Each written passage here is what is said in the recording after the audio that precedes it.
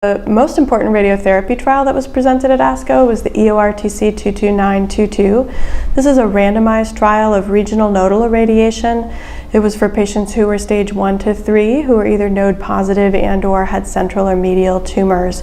And the primary endpoint was overall survival. The secondary endpoints were all of the other typical tumor outcomes.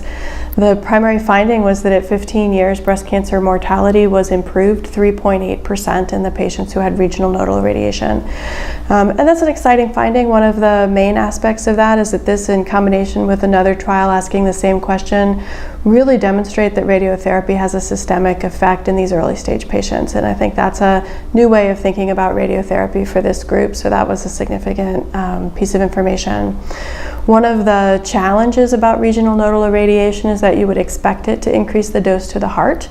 They did not see worse cardiac outcomes, but they did have an increased number of deaths in the regional nodal irradiation arm from unknown causes. So one of the things that they highlighted was how important it is to go back and really identify what those causes were.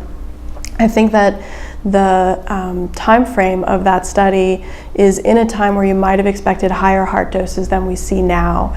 And for sure, there's a lot of effort that goes into contemporary radiotherapy practice to reduce the dose to the heart. That can be done with breath hold. It's standardly done in left-sided patients, and there are more advanced technologies when you really are struggling to get those heart doses down.